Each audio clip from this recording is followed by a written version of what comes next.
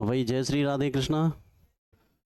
देखो, कल तक हमने छंदों में आपको अनुष्टुप यानी आर्या, अनुष्टुप और इंद्र वज्रा 3 छंद करा दिए। अब यहां से आगे चलते हैं उपेंद्र वज्रा।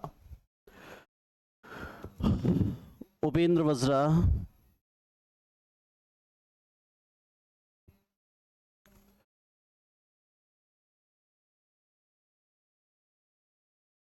उपेंद्र वज्रा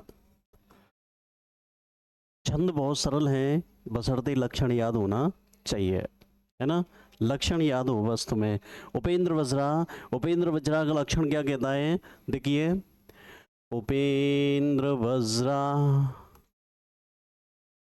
जतजास्ततो गौं, उपेंद्र वज्रा जतजास्ततो गौं, ततो गौ। देखिए ये क्या कहने लगा, देखो छोटा सा है, पूरा छंद याद हो गया। नेक्स्ट से में उपेंद्र वज्रा जतजास ततो गऊ, इसने क्या कहा, उपेंद्र वज्रा छंद कहलाता है। यहां तक तो याको खुद कोई नाम है।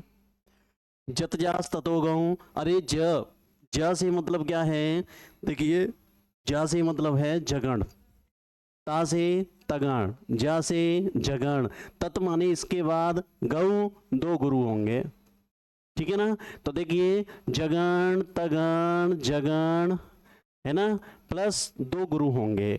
तो गण कितने हो गए आपके, 1 2 3, 3 गण हो गए। और प्रत्येक गण में कितने कितने वर्ण होते हैं, 3 3, 3 तिया 9, और 2 गुरु हो गए आपके। तो 9 और 2 कितने हो गए, 11। लो भाई देखो, दोबारा फिर समझिए। उपेंद्र वज्रा छंद कहलाता है यदि उसके प्रत्येक चरण में क्रम से जगण तगण जगण, इसके बाद 2 गुरु वर्ण बैठे हुए हों तो, ठीक है ना। तो देखिए ये 11 वर्ण का है। अब इसमें देखते हैं 11 का है कि नहीं है, पहले एक बार गिन लेते हैं। ये तो सिस्टम तो 11 का बैठ गया, 1 2 3 4 5 6 7 8 9 10 11, ठीक है ना। इस छंद के प्रत्येक चरण में 11 11 वर्ण होते हैं, ठीक है ना। पहली खासियत ये निकल के आ गई, 11 11 वर्ण होते हैं, ठीक है। दूसरी बात संवारणिक है, यह छंद संवारणिक है, और संवारणिक है तो चारों चरणों में क्या होंगे, बराबर बराबर होंगे। तो 11 इंटू 4 बराबर 44 वर्ण होंगे, ठीक है ना। टोटल 44 होंगे इसमें, और 44 का होगा तो इसकी जाति कौन सी होगी, जाति होगी त्रिष्टुप। इस छंद की जाति होगी त्रिष्टुप, ठीक है ना। चौथी बात, इस छंद के प्रत्येक चरण में क्रम से देखो जतजास ततो गऊ, जगण तगण जगण, प्लस 2 गुरु वर्ण होंगे, 2 गुरु वर्ण होंगे, ठीक है ना, 2 गुरु वर्ण। ये यहां गण व्यवस्था होगी आपकी। अब देखो पांचवी बात, पांचवी यति होगी आपकी चरणांत में। यति के संबंध में लक्षण में कोई बात आई है क्या, नहीं आई। तो नहीं आई तो यति होगी आपकी चरणांत में, चरणांत में होगी, यति चरणांत में होगी। लो भाई ये खासियत है इसकी।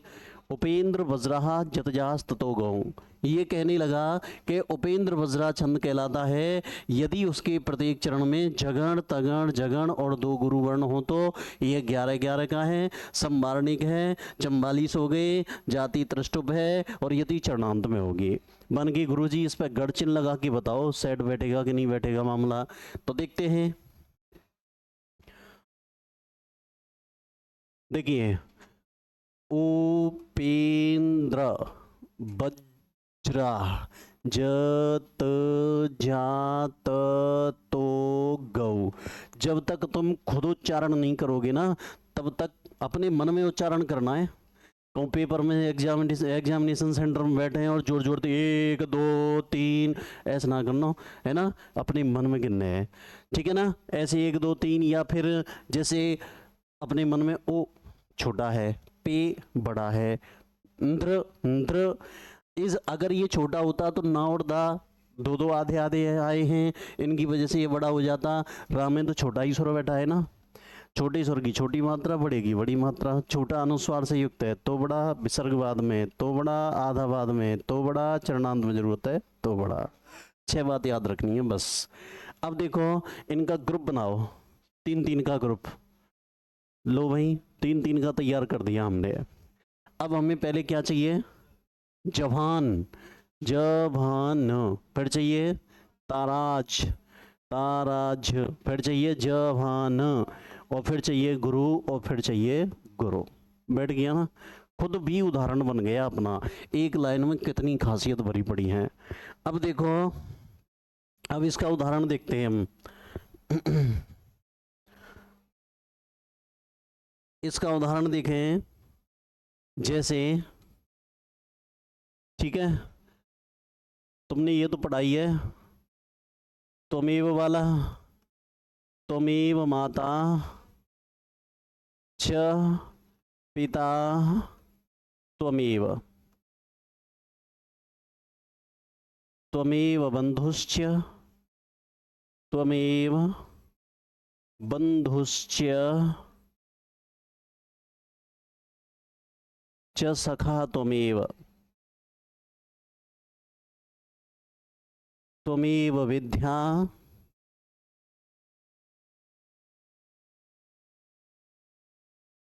द्रविणं त्वमेव,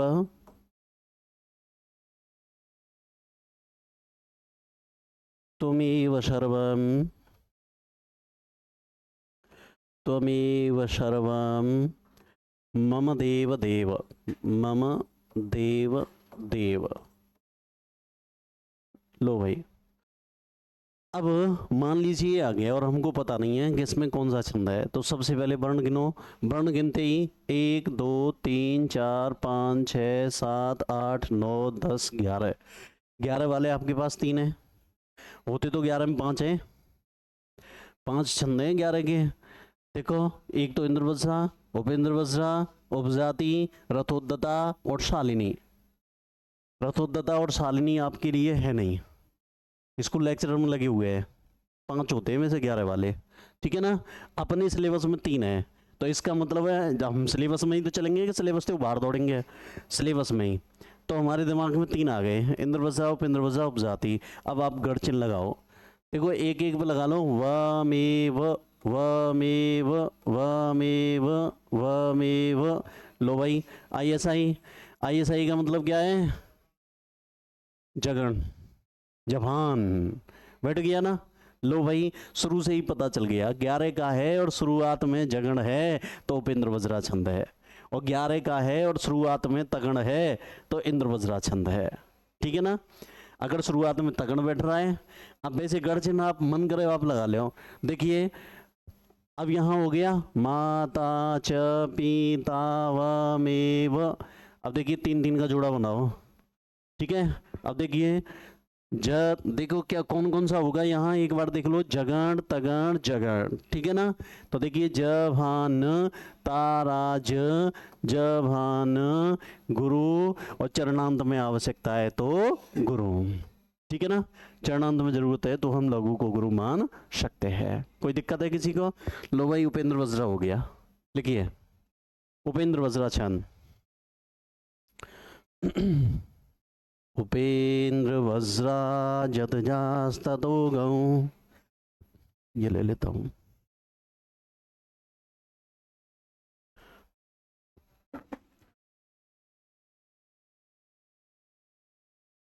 उपेंद्र वज्रा जतजास्ततो गौ, और डाउन कर दो भले ही, 28 तक कर दो।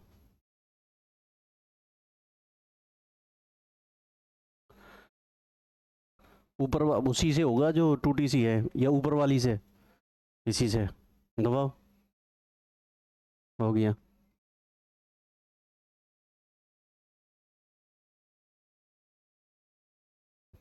अब चलने दो, रहने दो, फिक्स कर रखा है।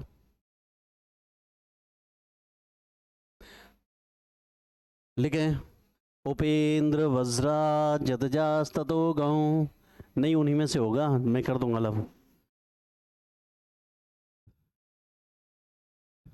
बस बस। लिखे उपेंद्र वज्रा जतजास्ततो गौं। देखिए इस छंद के प्रत्येक चरण में कितने कितने वर्ण होंगे? 11 11। अपने हिसाब से उतार लेना। इस छंद के प्रत्येक चरण में कितने होंगे? 11 11। यह संवार्णिक है तो टोटल कितने हो गए? 44। जाति कौन सी हो गई? त्रष्टोप।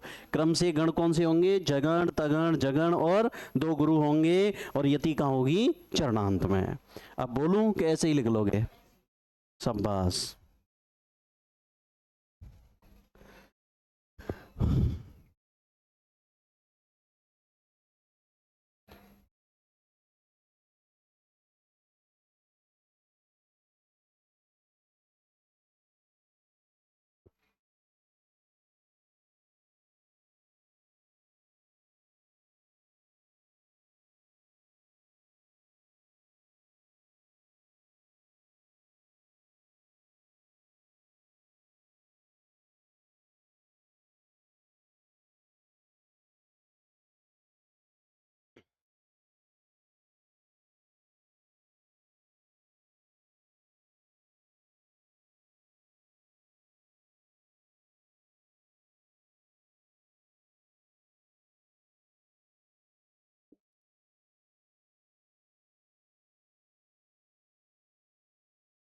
इस छंद के प्रत्येक चरण में 11 11 वर्ण होते हैं। यह संवार्णिक है। कुल 44 हो गए। जाति त्रष्टुप हो गई। जगण तगण जगण दो गुरु वर्ण होंगे और यति चरणांत में होगी। ठीक है।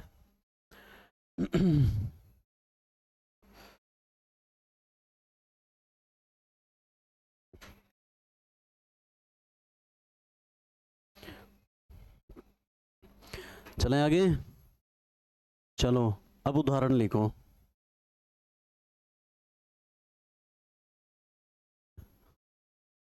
आपको ये देखना है 11 बैठ गए और शुरुआत में जगण है तो छंद होगा आपका उपेंद्र वज्रा।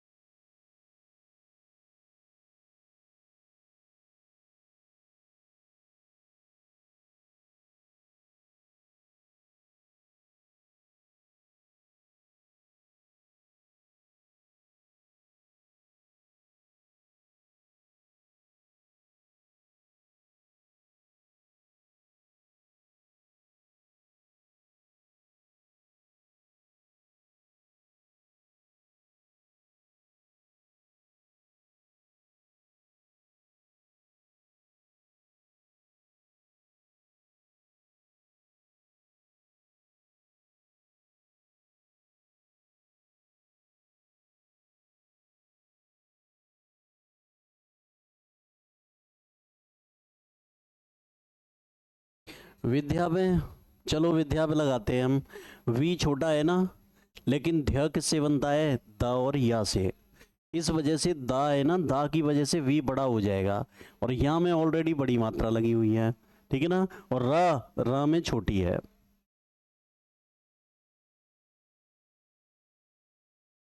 तुमेव बंधुश्च। अच्छा दो आ गई क्या इसमें? चलो हाँ जी शाबाश। ऐसे ही इसको लगाएंगे। बंधुश्च सखा व मेव। तीन तीन का जोड़ा बनाएंगे गुरु। और लास्ट में हम जो लास्ट में देखो सब में छोटा दे रखा है और सभी छोटों को हम बड़ा मान सकते हैं। ठीक है ना।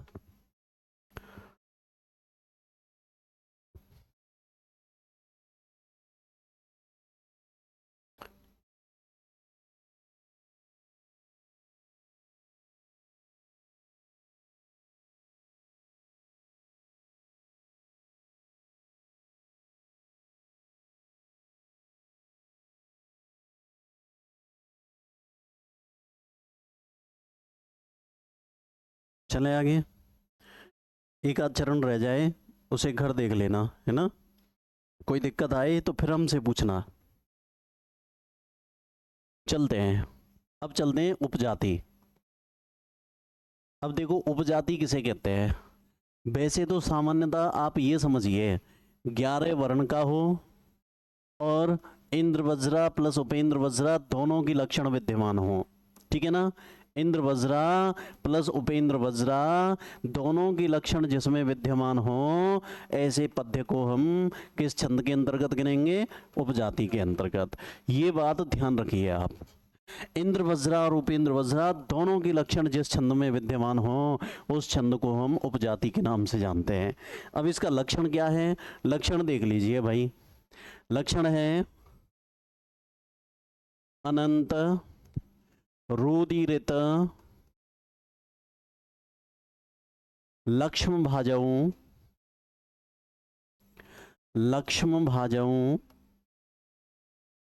अनंत रुदिरित लक्ष्म भाजऊ पादऊ यदि या उपजाति अस्ता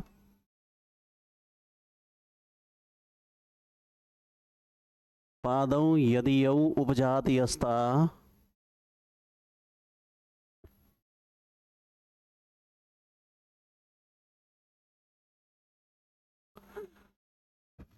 इत्थम, इसका लक्षण थोड़ा बड़ा है, किलान्यास्वपि इत्थम किलान्यास्वपि वदन्ति जातिशुदम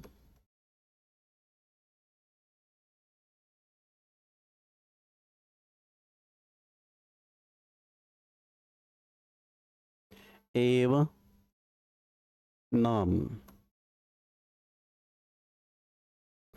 देखो भाई समझिए, पहले अगर लक्षण हो जाए तो बहुत अच्छा है, अगर आपको याद हो जाए तो बहुत अच्छा है, ना याद हो तो कम से कम इतना तो याद कर ही लेना कि इंद्र वज्रा और उपेंद्र वज्रा का मिश्रण जिस छंद में होता हो उसे उपजाति कहते हैं। ठीक है ना? इतना तो हम याद कर ही लेंगे। और इंद्र वज्रा हमने पढ़ ही लिया। शादिंद्र वज्रा यदि तौ जगौगा उपेंद्र वज्रा जतजास्ततो गौ, है ना? अब इन दोनों के लक्षण विद्यमान हो, ठीक है ना? अब अगर तुम्हें उपजाति छंद का पद्य देगा, अगर वो उपजाति वाला उदाहरण देगा तो 100% या तो 2 लाइन देगा या 4 लाइन देगा, 1 लाइन नहीं देगा, है ना? क्यों? क्योंकि इसमें मिश्रण मिलता है और मिश्रण के लिए हमें कम से कम 2 लाइन तो चाहिए ही, जो अलग अलग हो, तभी तो पता लगाओगे। अब देखो इसका अर्थ क्या है? इसका अर्थ है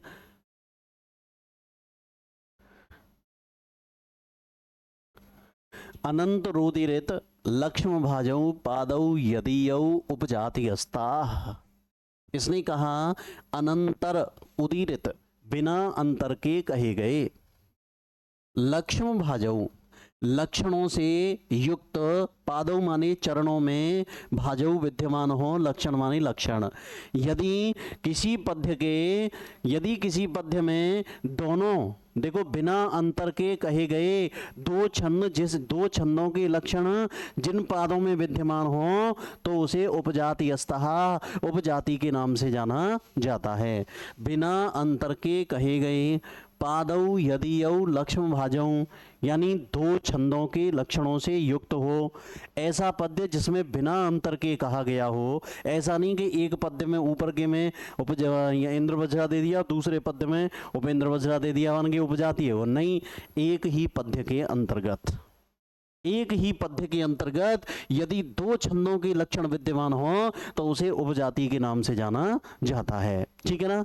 अब आचार्य तो ये भी कह रहे हैं, अब अपना सिलेबस तो यही खत्म हो गया, लेकिन आगे आचार्य ने ये भी कहा है कि इत्थम, इस प्रकार, किल सचमुच में, अन्यासु अपि अन्य छंदों में भी यदि ऐसा हो रहा है, यदि किसी पद्य में 2 छंदों के लक्षण मिश्रित हो रहे हैं तो उसे भी उपजाति के नाम से ही जाना जाता है। ये तो ये कहता है कि इंद्र वज्रा और उपेंद्र वज्रा का मिलन ही उपजाति नहीं होता। उपजाति तो 2 छंद जिस किसी पद्य में मिल जाएंगे ना उसे ही उपजाति कहेंगे, लेकिन अपना जो सिलेबस है वो केवल इंद्र वज्रा और उपेंद्र वज्रा वाला उपजाति है। छंद इतने ही थोड़ी हैं हमारे सिलेबस में, कहाँ हैं? छंद तो बहुत है। अलंकार इतने ही थोड़ी हैं जो हमारे सिलेबस में, अलंकार सिर्फ 14-15 दे रखे हैं सिलेबस में, लेकिन अलंकार तो सवा से हैं। अब पे दीक्षित ने बताए ना, अलंकार सवा से होते हैं। ठीक है ना? यही थोड़े होते हैं 14-15। तो कुल मिला के बात यह है, आप तो ये समझिए लक्षण आपको अच्छे से रटा हुआ होना चाहिए। पूछ सकता है वह कि अनंत रुधिरित लक्ष्म भाजऊ पादौ यदियौ, है ना, कह छंदः। ऐसा कौन सा छंद है जिसमें 2 छंदों के लक्षण विद्यमान हो जाएं, तो कौन सा छंद कहलाएगा? तो उत्तर आएगा उपजाति। ठीक है ना। और जब ये याद नहीं हो, थोड़ा कठिन है लक्षण, अगर ये याद नहीं हो तो इतना तो याद कर ही लोगे कि इंद्रवज्रा और उपेंद्र वज्रा का मिश्रण ही कौन सा छंद कहलाता है? उपजाति। ठीक है ना। तो देखिए पुनः सुन लीजिए, बिना अंतर के कहे गए यदि बिना अंतर के कहे गए 2 छंदों के लक्षणों से जो पद्य मिश्रित हो, मिला हुआ हो, युक्त हो, उसे हम उपजातीयस्ता, उसे उपजाति के नाम से जानते हैं। इसी प्रकार अन्य जगह भी अगर ऐसा हो रहा है तो उसे भी हम उपजाति ही कहेंगे। ठीक है ना। चलो अब ये देखो इसमें कितने कितने मिल रहे हैं।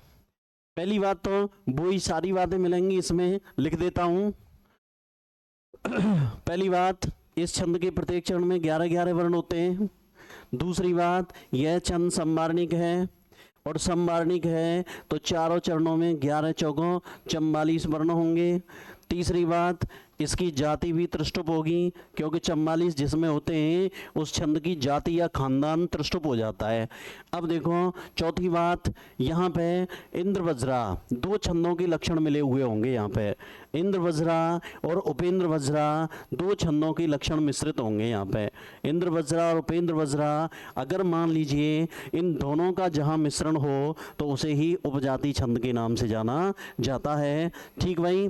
अब बात करें, लास्ट का बिंदु आता है, यहाँ पर जो यति होगी, यहाँ पर भी यति कहाँ होगी? चरणांत में। ठीक है ना। चरणांत में यति होगी। अब देखो मन की गुरुजी गढ़ चिन्ह लगा के बताओ, नहीं भेजा में बैठ रहा हमारे। तो देखो नंतरोदीरित, है ना। एक सेकंड, शायद अनुस्वार है, अनुस्वार ही आएगा इस जगह पर। तो देखो देख लूंगा बाद में। लक्ष्म भाजऊ पादऊ यदि यावुपोचात यस्ता इत्थं कीलान्यास्वपि वदन्ति जातिस तिस, है ना, वी द मेव नाम। अब देखिए यहाँ जोड़ा बना लेते हैं इनका। ठीक है, जोड़ा बना लेते हैं इसका। ISI SSI ISI उदीरित सही है, ये उदीरितम नहीं है। देखो ISI SS। अब देखो यहाँ से SSI SSI ISI SS। अब देखो SSI SSI और इत्थम किलान्यास्वपि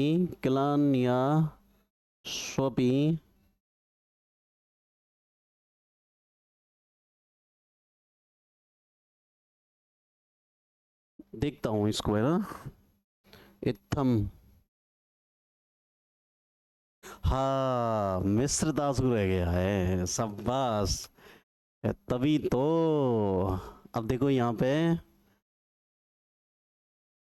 शाबाश। इत्थम किलान्यास्वपि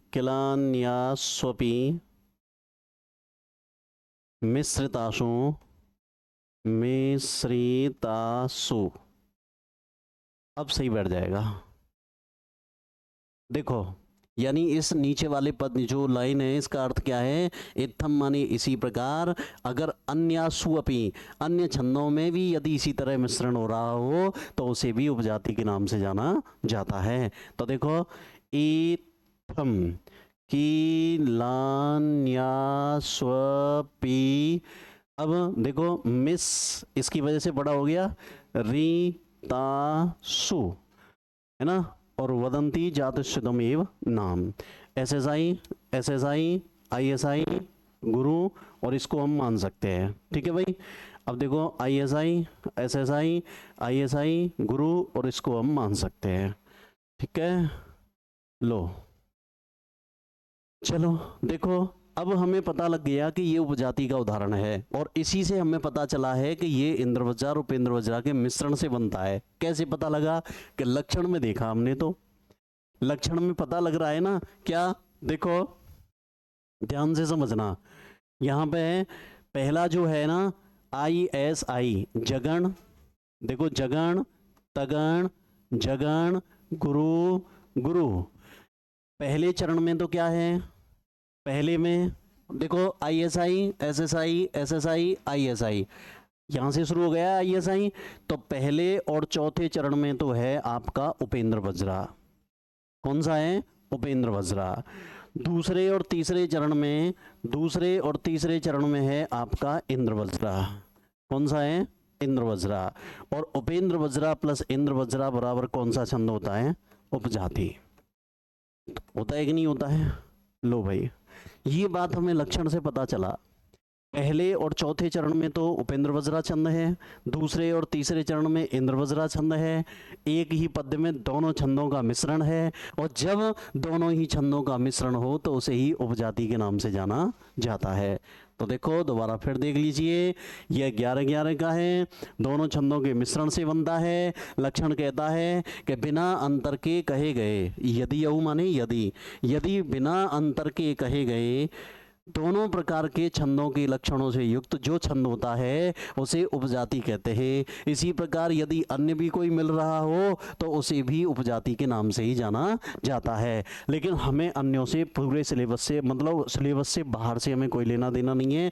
आप तो यहाँ देख लीजिए इस लक्षण में क्या मिश्रण हो रहा है। इस लक्षण में इंद्रवज्रा और उपेंद्रवज्रा का मिश्रण हो रहा है। इसी आधार पर हमने माना है कि इंद्रवज्रा और उपेंद्रवज्रा के मिलन से ही कौन सा छंद बनता है? उपजाति।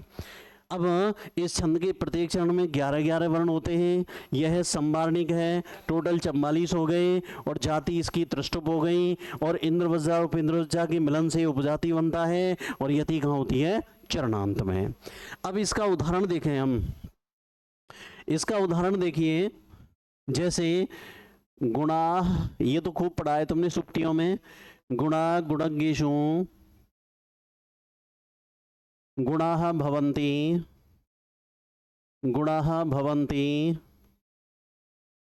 ते निर्गुणं, ते निर्गुणं प्राप्य भवन्ति दोषाः, भवन्ति दोषाः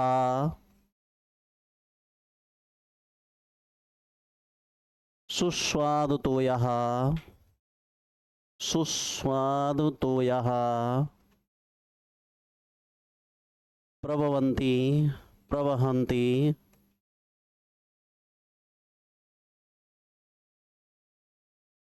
प्रभवन्ति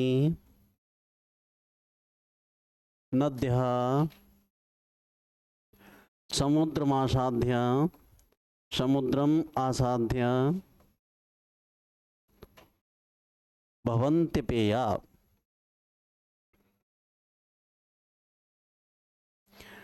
पेया,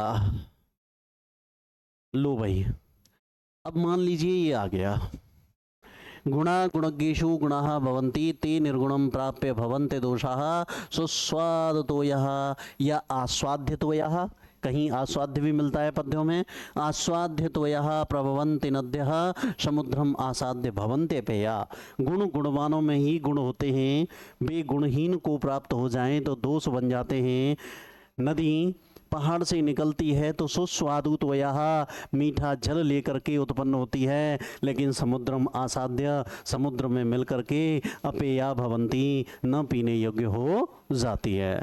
लो भाई, अब देखते हैं इसमें 1 2 3 4 5 6 7 8 9 10 11, 1 2 3 4 5 6 7 8 9 10 11, 1 2 3 4 5 6 7 8 9 10 11, 1 2 3 4 5 6 7 8 9 10 11, 11 के हैं। आप शुरुआत में लगा लो बस एक पे, गुड़ा गु, ते निर, अब देखो ते निर निर्राद आए ना आधा, इसकी वजह से बड़ा हो गया गो। सुस्वादु समुद्र। अब देखो ISI SSI SSI ISI, तो देखो पहले में और चौथे चरण में, पहले और चौथे चरण में तो है आपका उपेंद्र वज्रा। जगन से शुरुआत हो रही हो तो छंद कौन सा होगा? उपेंद्र वज्रा।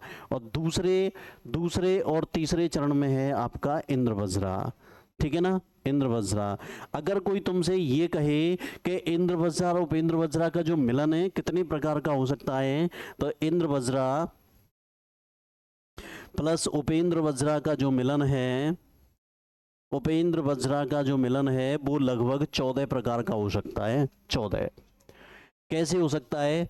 एक चरण इंद्र वज्रा का, 3 उपेंद्र वज्रा के, 4 ही तो होते हैं छंद में, 2 इंद्र वज्रा के, 2 उपेंद्र वज्रा के, या 1 उपेंद्र वज्रा का, 3 इंद्र वज्रा के। अब वो कोई से है सके, पहलो दूसरो हुए सके, तीसरो चौथो अलग है सके, पहलो तीसरो हुए सके, दूसरो चौथो अलग है सके, पहलो और चौथो है सके, दूसरो और तीसरो अलग है सके, है ना। ऐसे मिला करके टोटल 14 तरीके से आपका उपजाति छंद तैयार हो सकता है। ठीक है ना। तो आपसे पूछ ले इंद्र वज्रा और उपेंद्र वज्रा का जो मिश्रण है वो लगभग कितने प्रकार का हो सकता है? 14 प्रकार का। ठीक है ना।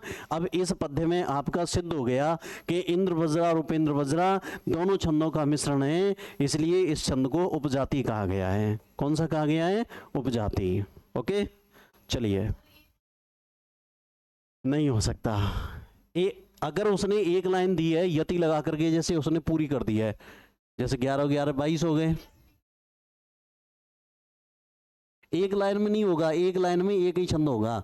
इंद्र वज्रा है तो इंद्र वज्रा होगा, उपेंद्र वज्रा है तो उपेंद्र वज्रा होगा। अगर उसने 2 लाइन दे दी, जैसे छंद में 4 लाइन होती हैं, 2 दे दी, एक इंद्र वज्रा की दे दी, एक उपेंद्र वज्रा की दे दी, और ऑप्शन में नहीं से उपजाति आ गया, तो आप क्या करोगे? उपजाति। मिश्रण होना चाहिए।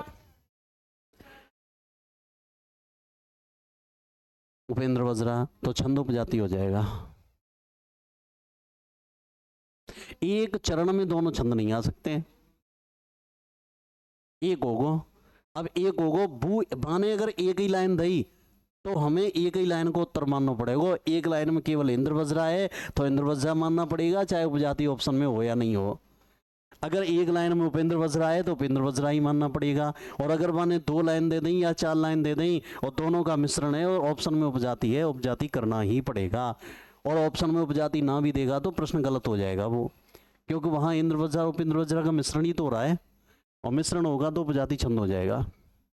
लिखें इंद्र वज्रा प्लस उपेंद्र वज्रा, उपेंद्र वज्रा बराबर उपजाति छंद होता है। और इसका लक्षण लिख देंगे, अनंत रोदिरित लक्ष्म भाजौ पादौ यदि उपजाति अस्था इत्थम कलान्यास्वपि मिश्रताशु वदंती जातुशतम एव नाम।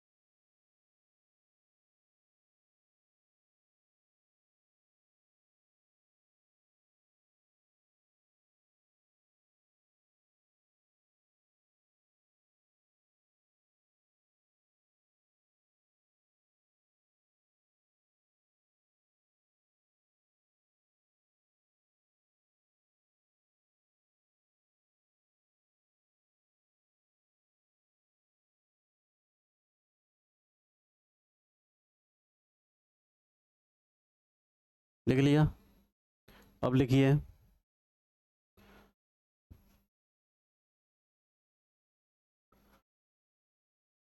अर्थ लिख लो, इसका अर्थ लिख लो इन दोनों लाइनों का।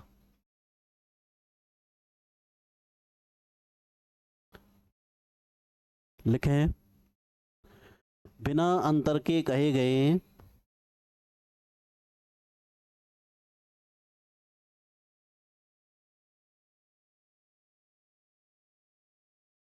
बिना अंतर के कहे गए दोनों प्रकार के छंदों, कोष्टक में लिखें इंद्र वज्रा उपेंद्र वज्रा, कोमा उपेंद्र वज्रा, कोष्टक बंद। दोबारा मिलान करो। बिना अंतर के कहे गए दोनों प्रकार के छंदों के लक्षणों से युक्त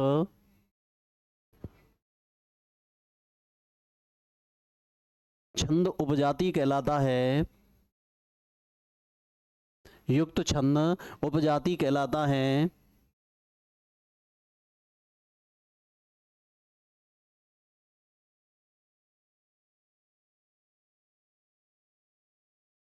इसी प्रकार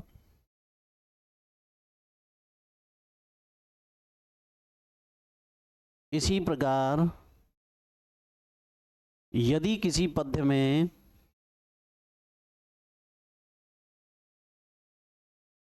अन्य छंदों का मिश्रण भी हो रहा हो, अन्य छंदों का मिश्रण हो रहा हो, तो उन्हें भी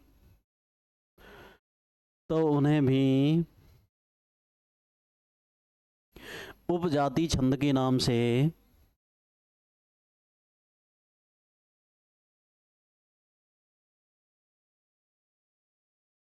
उन्हें भी लिख रहा है ना, जातिषु इदमेव नाम, उन्हें भी जाति के ही नाम से यानी उपजाति के ही नाम से जाना जाता है। उन्हें भी उपजाति के नाम से ही जाना जाता है।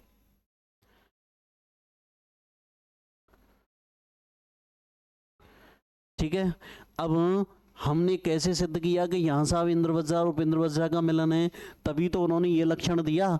अब लक्षण को खुद उदाहरण मानते हुए इस पर गढ़चिन्ह लगाए हमने, और गढ़चिन्ह लगाए तो पहले में और आपके इसमें पहले चरण में और चौथे चरण में कौन सा छंद आ गया आपका, उपेंद्र वज्रा, और दूसरे और तीसरे में कौन सा आ गया, इंद्र वज्रा। तो इस तरह से हमें इससे पता चला कि इंद्र वज्रा और उपेंद्र वज्रा उपजाति होता है। ऐसे तो कहीं नहीं लिखा होता है कि इंद्र वज्रा उपेंद्र वज्रा उपजाति कहलाते हैं। ये तो हमने इस पर गढ़चिन्ह लगाए थे ना, तब पता चला था कि इंद्र वज्रा और उपेंद्र वज्रा का मिलन ही उपजाति होता है, इससे पता चला था। ठीक है ना, तो लगाइए, गढ़चिन्ह लगा लीजिए और ये लिख लें, इस छंद के प्रत्येक चरण में भी 11-11 होते हैं। यह भी संवारणिक है, 44 हो गए, जाति त्रिष्टुप हो गई, दोनों का मिलन उपजाति होगा और यदि चरणांत में होगी।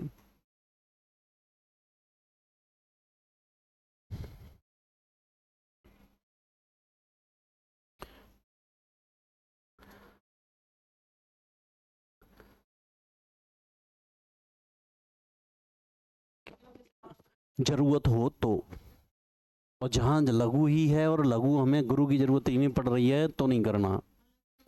हाँ जी, अगर हमें लघु को गुरु की आवश्यकता है और लघु बैठा हुआ है तो हम गुरु मान सकते हैं, चाहे वो कोई भी हो। चरणांत में नहीं कर सकते, केवल लघु को गुरु का नियम है। गुरु को लघु का तो कोई नियम है ही नहीं। कहा है ना कि चरणांत में भी पादांत गोपिवा, वहां विकल्प से लघु को गुरु कर सकते हैं। ऐसे नहीं कहा गया कि गुरु को लघु कर सकते हैं, केवल लघु को गुरु।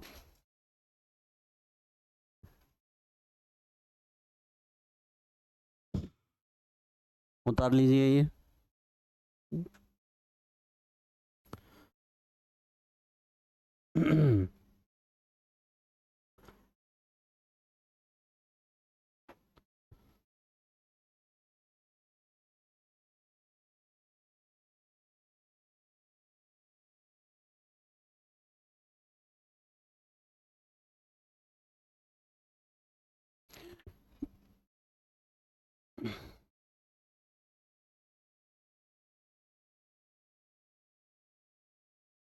चले आगे, चलो अब उदाहरण लिख लें।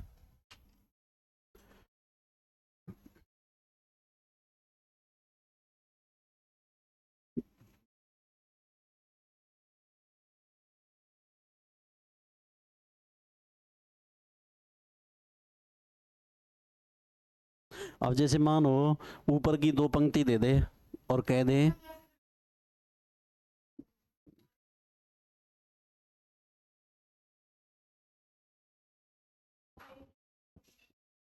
मतलब एक पद्य में हो सकता है। आपको कैसे भी मिश्रण मिल जाए, कोई जरूरी नहीं है कि दो लाइन में इंद्र वज्रा हो, दोनों में उपेंद्र वज्रा हो। काउ एक में इंद्र वज्रा हो और काउ तीन उपेंद्र वज्रा के हो, या एक उपेंद्र वज्रा को तीन इंद्र वज्रा के हो, तो भी उपजाति हो सकता है। मिश्रण होना चाहिए।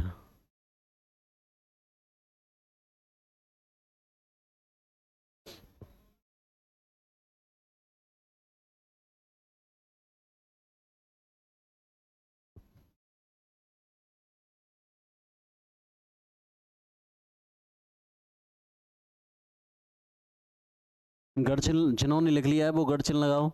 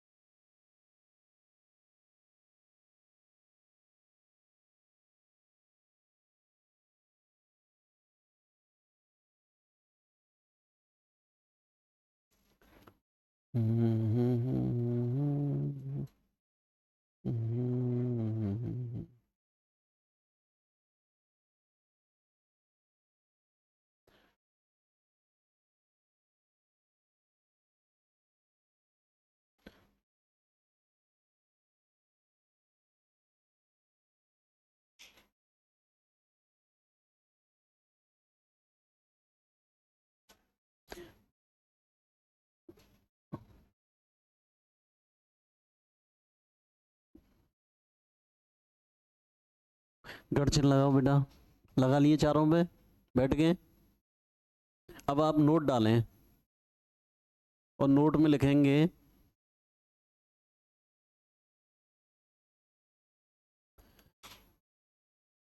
इंद्र वज्रा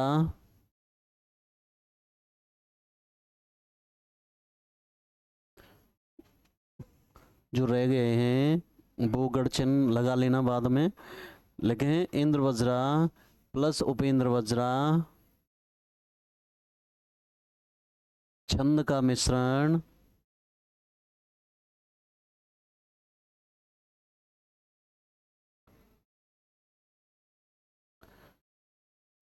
लगभग 14 प्रकार से हो सकता है।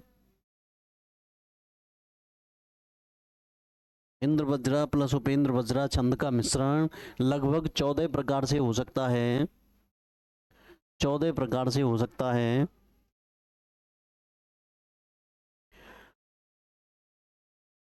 जैसे एक चरण इंद्र वज्रा,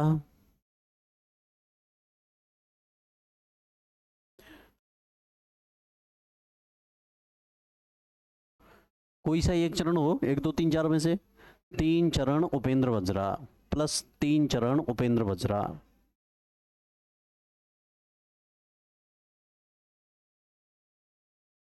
या दो चरण इंद्र वज्रा, कोई से हो सकते हैं, दो चरण इंद्र वज्रा प्लस दो चरण उपेंद्र वज्रा,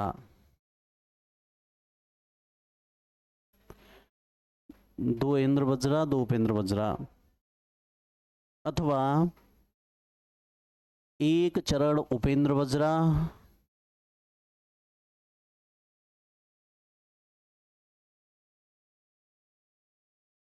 तीन चरण इंद्र वज्रा। ठीक है, अब कैसे भी ऊपर नीचे हो सकता है, ये 14 प्रकार का हो जाता है टोटल करके। कोई सा इंद्र वज्रा हो सकता है, कोई से उपेंद्र वज्रा हो सकते हैं, है ना। कोई जरूरी नहीं है ऊपर के दो उपेंद्र वज्रा भी हो सकते हैं, नीचे के दो इंद्र वज्रा भी हो सकते हैं। ऊपर ही ऊपर को उपेंद्र वज्रा ऐ सके, तीनों इंद्र वज्रा ऐ सके, नीचे नीचे उपेंद्र वज्रा ऐ सके, ऊपर ले तीन इंद्र वज्रा ऐ सके। कुल मिला के ऐसे 14 तरह से मिश्रण तैयार हो जाता है। और हमें वो 14 कौन कौन से कैसे ऐसे ना याद करने, हमें तो केवल ये याद करना है इंद्र वज्रा और उपेंद्र वज्रा का मिश्रण ही क्या कहलाता है, उपजाति। ठीक है ना। ओके, चलो आगे चलते हैं। तीनों हो गए। अब आप इतना ध्यान रख लीजिए बस इसमें, इंद्र वज्रा छंद किसे कहेंगे, इंद्र वज्रा, इंद्र वज्रा छंद किसे कहेंगे। देखो इंद्र वज्रा छंद कहेंगे हम जो तगण से शुरुआत हो रहा हो, ठीक है ना। तऊ जगऊगा, तगण से शुरुआत हो रहा हो तो छंद होगा आपका इंद्र वज्रा। और अगर जगण से शुरुआत हो रहा है उपेंद्र वज्रा, यदि जगण से शुरुआत हो रहा है तो आपका हो जाएगा उपेंद्र वज्रा। और उपजाति छंद कौन सा होगा? उपजाति का मतलब होगा जिसमें इंद्र वज्रा और उपेंद्र वज्रा दोनों का मिश्रण हो, ठीक है ना। इंद्र वज्रा और उपेंद्र वज्रा का मिश्रण हो, ऐसा छंद कौन सा कहलाएगा? उपजाति। तो ध्यान रखें, अगर छंद 11 का है तो आपके 3 हो गए, इंद्र वज्रा, उपेंद्र वज्रा, उपजाति। तगण से शुरुआत हो रही है तो इंद्र वज्रा, जगण से हो रही है उपेंद्र वज्रा, दोनों आ रहे हैं उपजाति। क्लियर है? चाहो तो नोट कर लो।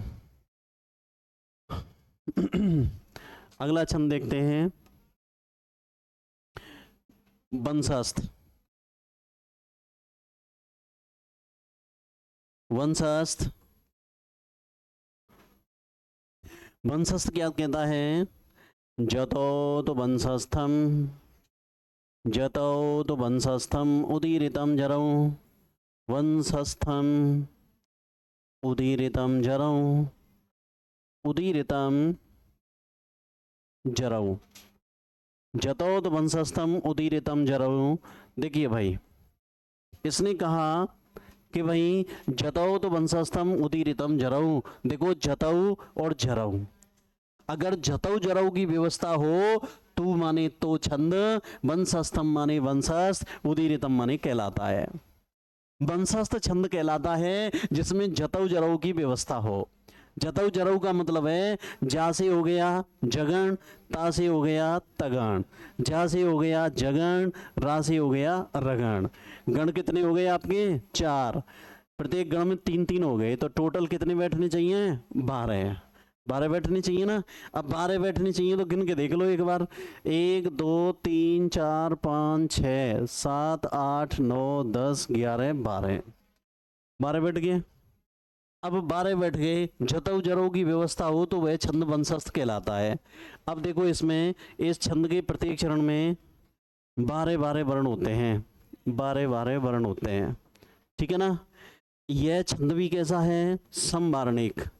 समवार्णिक ही है अपने सब पूरे सिलेबस में। यह छंद कैसा है? समवार्णिक। इसलिए चारों चरणों में 12 × 4 बराबर कितने हो जाएंगे? 48 वर्ण हो जाएंगे, ठीक है। तीसरी बात, 48 हो गए तो इस छंद की जो जाति है ना वो हो जाएगी जगती, जगती जाति हो जाएगी। नाम दिया है आचार्य ने कि 48 टोटल हो रहे हों तो छंद की जाति फिर जगती बनेगी, और 44 हो रहे हों तो त्रिष्टुप होगी, ठीक है ना। अब 48 होने की वजह से इसका जो खानदान है वो जगती जाति का होगा। अब चौथी बात देखो, चौथी बात आई कि इस छंद में क्रम से जो गण की व्यवस्था होगी, इस छंद में प्रत्येक चरण में क्रमशः जगण, तगण, जगण, रगण, है ना, होंगे। जगण तगण जगण रगण होंगे, ठीक है। यानी 4 गण होंगे, 3-3 के हिसाब से टोटल 12 वर्ण हो जाएंगे। और 5वां बिंदु आ गया यति का, और यति का निर्देश यदि लक्षण में नहीं दे रखा है तो यति केवल और केवल कहाँ होगी? चरणांत में, ठीक है ना। यदि चरणांत में होगी। बानगी साहब गण बैठेंगे कि नहीं बैठेंगे? अरे भैया लगा के देख ले, हमें बैठ जाएंगे, बिल्कुल बैठेंगे, कैसे नहीं। तो देखो अब यहाँ लगा के देखते हैं। जतौ तो वंशस्थमुदीरितम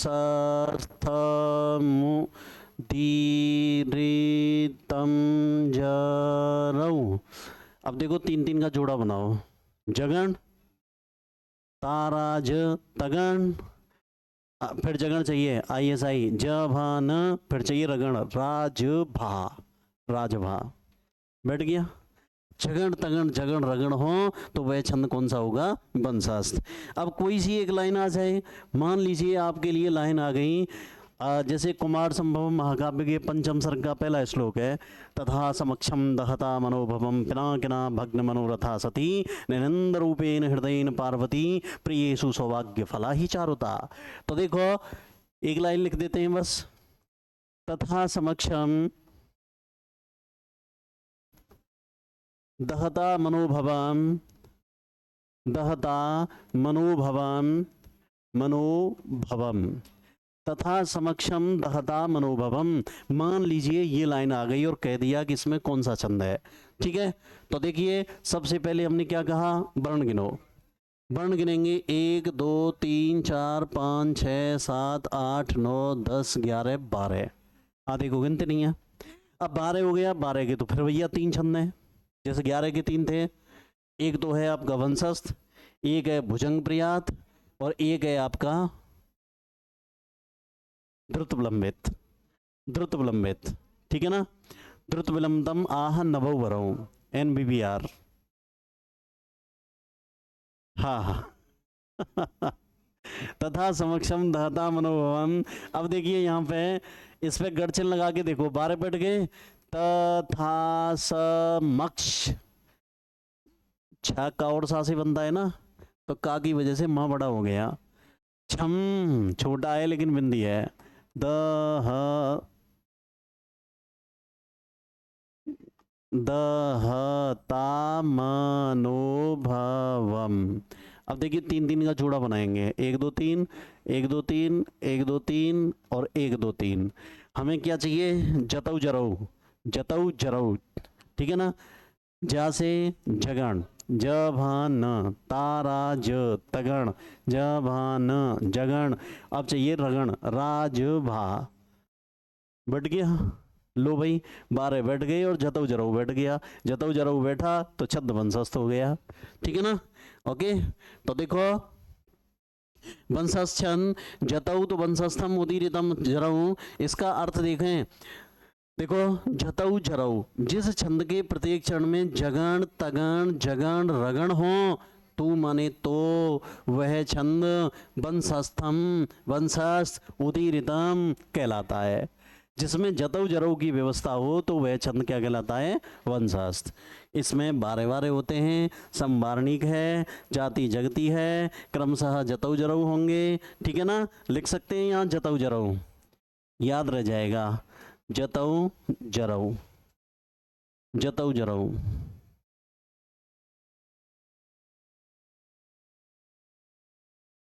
जरऊ, ठीक है ना। यति चरणांत में होगी और उदाहरण आगे दे रखा है, लिखिए। क्या कैसे है, दोबारा बताओ। नहीं 3 भी लिखेंगे हम, ऐसे ही बैठेगा।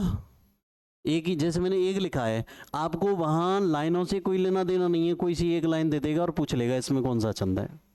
एकमात्र उपजाति के लिए आपको 2 लाइन या 4 लाइन देगा, और सब में एक ही लाइन देगा। हाँ, अब लिखाने को तो मैं लिखा दूंगा, पूरा पद्य लिखा दूंगा, काय को टाइम वेस्ट करते हो वैसे।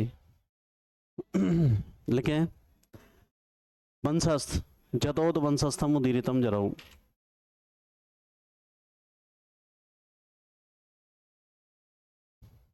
बिंदु लिख दो।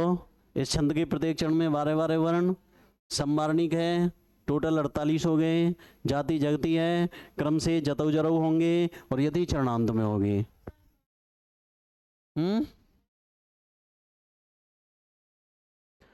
सब लिखे ही पिंगल ने है, पिंगल ने सब कुछ लिख दिया है, सारे के सारे संवारणिक है। एक भी ऐसा नहीं है जो आपका अर्धसम हो या विषम हो। एकमात्र आर्या छंद है ना, वो विषम मात्रिक है।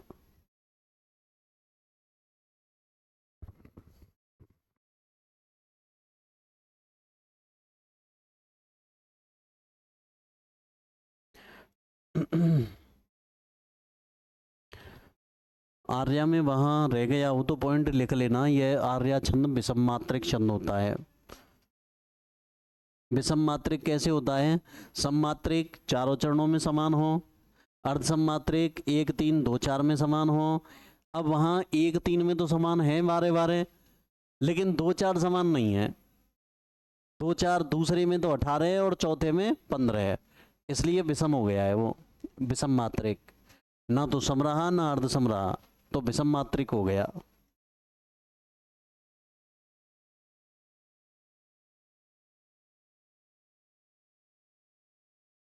छंद कितने प्रकार के होते हैं, छंद 2 प्रकार के होते हैं, है ना।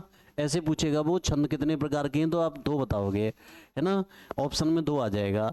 और फिर वो ये कहे कि लौकिक छंद कितने प्रकार के होते हैं तो भी उत्तर दो आएगा, मात्रिक और वार्णिक। मात्रिक माने जाति और वार्णिक माने वृत्त।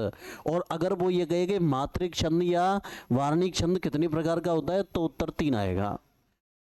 क्यों? सम्मात्रिक, अर्धसम्मात्रिक, विषममात्रिक, संवार्णिक, अर्धसंवार्णिक, विषमवार्णिक। ठीक है ना, ऐसे प्रश्न की भाषा अलग अलग देगा। लिख दिया ये?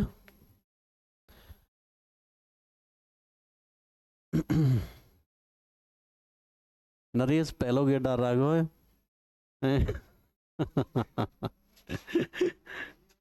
ट्रैक्टर में लोग गेट डाल के आराम से चलते रहे तूरिया भर के चलो लिख दिया ये, इसको लिखो।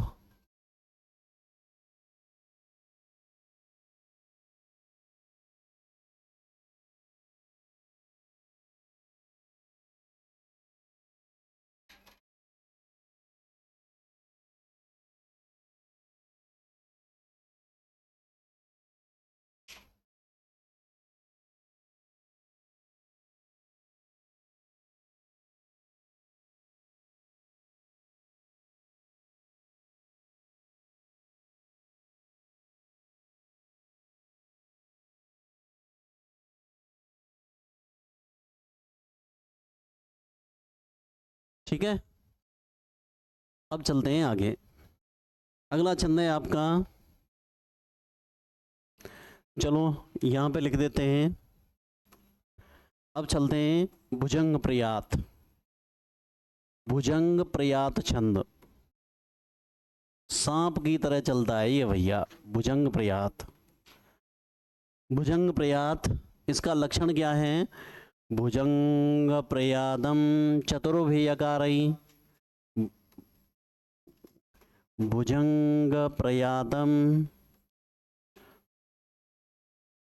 चतुर्भुजकारई, चतुर्भुजकारई, भुजंग प्रयातम चतुर्भुजकारई। लो भाई देखो कितने सरल सरल और बहुत कुछ कह दिया है इन्होंने। भुजंग प्रयातम चतुर्भुजकारई, भुजंग प्रयातम चतुर्भुजकारई। अब देखो भुजंग प्रयात छंद कहलाता है, यहां तक तो आपको नाम ही है वो। कौन सा ना कब कहलाता है? जब चतुर्वी माने चार, यकार माने यगण हो। इसमें चार यगण होंगे लगातार, चार यगण, चार यगण होंगे। यगण मतलब बाई, यानी बाई की पावर 4। लो भाई चार यगण होंगे बस, यगण यगण यगण यगण, चार यगण होंगे। अब बानगी साहब कैसे? गढ़ चिन्ह लगा के तो बता दो नहीं कि नहीं, फिर देख लेंगे। और पहले तो वर्ण गिन लो इसके, 1 2 3 4 5 6 7 8 9 10 11 12। इसी ने तो बताई मेरे को कि मुझ में भी 12 होते हैं। इस छंद के प्रत्येक चरण में 12 12 वर्ण होते हैं। ठीक है ना। यह छंद कैसा है? यह भी संवार्णिक है, और संवार्णिक है तो टोटल हो जाएंगे आपके 12 चौको 48। ठीक है ना। और 48 हो गए तो जाति हो जाएगी आपकी जगती। ठीक है ना, 48 की जाति होगी जगती। और गण व्यवस्था क्या रहेगी? गण व्यवस्था इस छंद में प्रत्येक चरण में जो क्रम से जो गण होंगे ना, क्रमशः 4 यगण होते हैं, यगण 4 यगण होते हैं। ठीक है ना। और 5वीं व्यवस्था यति चरणांत में होगी। 4 5 यही तो पॉइंट है सबरे, यति चरणांत में होगी। लो भाई यति चरणांत में होगी। बनगी गुरुजी गण लगा के बताओ हमें, तो जब जाके विश्वास होगा कि हाँ भुजंग प्रयात होता है। तो देखो भुजंग है ना, बड़ा हो गया, ग छोटा है लेकिन बातें आगे पा बैठो आधा बैठा है ना, इसलिए बड़ा हो गया। र छोटा है लेकिन यह बड़ा है, तम बड़ा हो गया। चतुर बड़ा, भी छोटा है लेकिन र आ गया है, फिर है ना यकारई। देखो ISS ISS ISS ISS, महिला पति से कह रही है मैं आई ऐसे ऐसे, बता तू क्या कर रहे हो है, मैं ऐसे आई टम्बू ते आई, बता क्या कर रहे हो। ISS है ना, ISS ISS ISS, बता तू क्या करे हो। देखिए यमाता यगण यगण यगण यगण, 4 यगण होंगे तो वह छंद कौन सा होगा, भुजंग प्रयात होगा। वर्ण व्यवस्था 12 होंगे प्रत्येक चरण में, टोटल 48 हो जाएंगे। जाति जगती हो जाएगी, क्रम से 4 यगण होंगे, यति चरणांत में होगी। ओके, अब इसका उदाहरण देख लें हम। जैसे देखो एक लाइन दे देता हूं, महेशः सुरेशः परेशः परात्मा, परेशः परात्मा, परात्मा, ठीक है ना।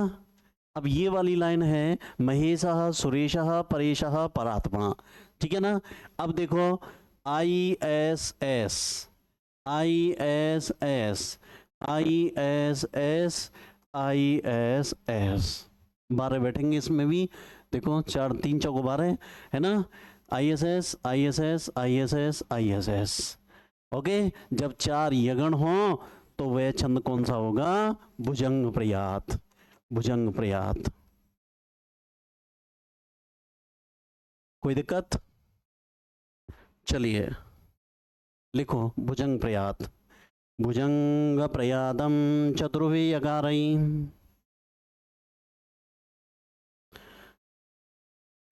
भुजंग प्रयातम चतुर्भि यकारई, 4 यगणों से युक्त हो।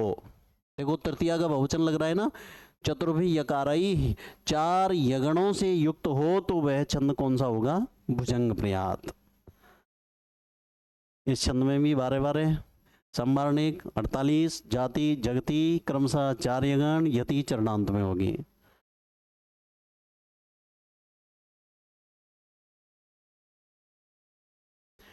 अब आप ये समझ गए, वंशस्थ 12 तो उसमें भी होंगे, लेकिन वंशस्थ में छंद जो स्टार्ट होगा वो जगण से होगा, और यहाँ किससे हो रहा है, यगण से। जगण से शुरू हो तो वंशस्थ, और यगण से शुरू हो तो भुजंग प्रयात, यदि 12 का है तो, ठीक है ना। अंतर होंगे थोड़ी थोड़ी से,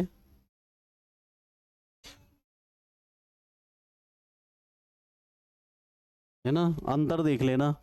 जैसे तगण से शुरू हो रहा है 11 का है इंद्रवज्रा, जगण से हो रहा है उपेंद्रवज्रा, दोनों मिल रहे हैं उपजाति, है ना। ऐसे ही इसको याद करेंगे, पीछे लिखा दूंगा लास्ट में।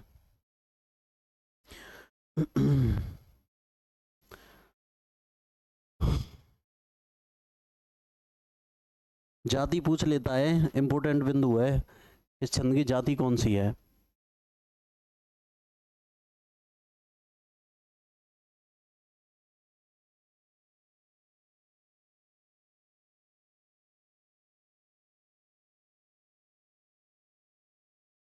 वेदों में सर्वाधिक जिस छंद का प्रयोग किया गया वो छंद कौन सा है,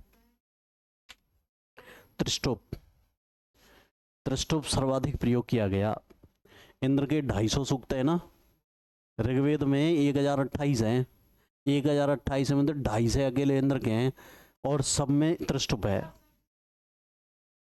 हाँ हैं, और अग्नि है, हाँ अग्नि में गायत्री है। तो दूसरे नंबर पे जो सबसे बड़ा छंद आता है वेदों में वो आता है गायत्री, पहले नंबर पे त्रिष्टुप।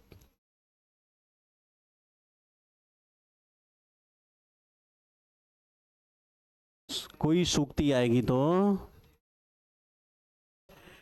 नहीं, नहीं कोई जरूरी नहीं है कि सूक्ति में अनुष्टुपी आए, है ना। वो तो क्या है कि जैसे आप देखते ही किसी में मत करना, उसे कसौटी पे कसना है ना, कसौटी पे कस के पूरी तरह कन्फर्म हो जाए, आगे बढ़ो, क्योंकि एक गलत है वो तो 1/3 लेके पटकेगा। ऐसे सूक्ति आ गई, लाइन दे रखी है, तो वहां छंद आपका, वो अलंकार आपका अर्थांतर न्यास होगा। सामान्यम व विशेषो व तदन्येन समर्थ्यते भवेत् तु स्वर्थांतर न्यासः साधर्मेण तरेण वा, है ना। सूक्ति वाले पद्य में अलंकार पूछेगा तो अर्थांतर न्यास, देखते ही अलंकार कर देना है, अर्थांतर न्यास।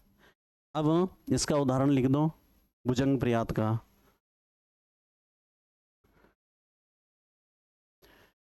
महेशः सुरेशः परेशः परात्मा।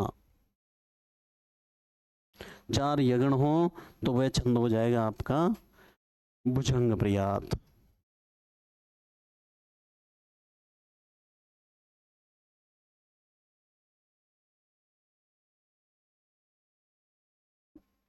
आप चिंता मत करो, सब कुछ ले लेंगे।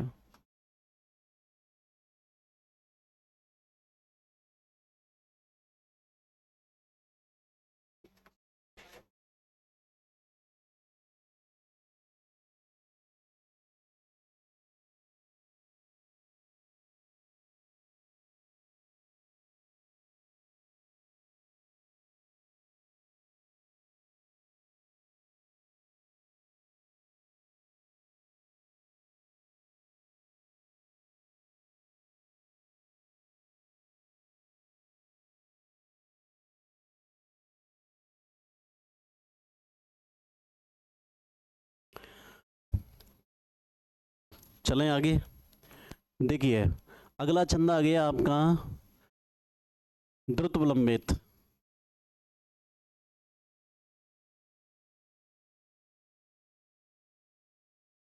द्रुत विलंबित, द्रुत विलंबित छंद क्या कहता है, इसका लक्षण देखिए। द्रुत विलंबितम आह,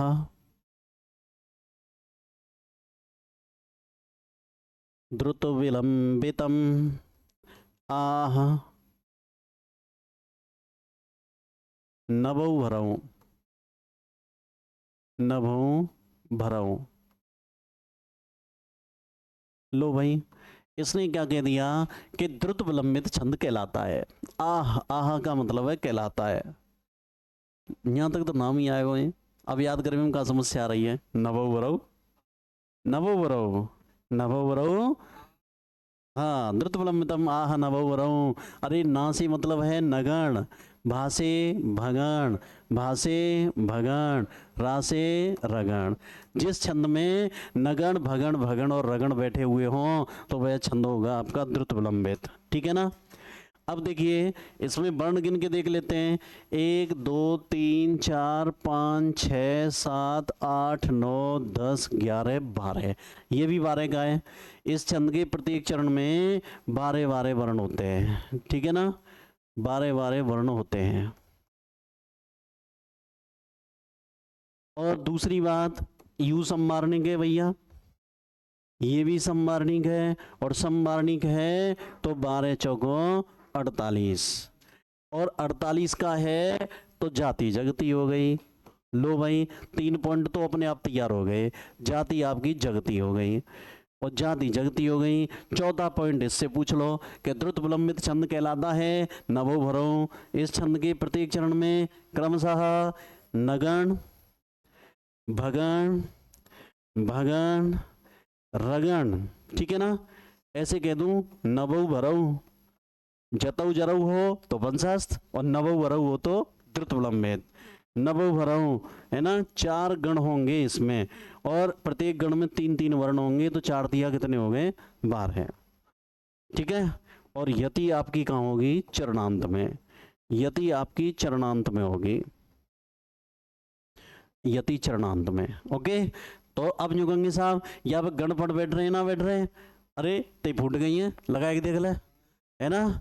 देखो, त्रुत विलम, माँ की वजह थे, बीत माह न भौ भरौ।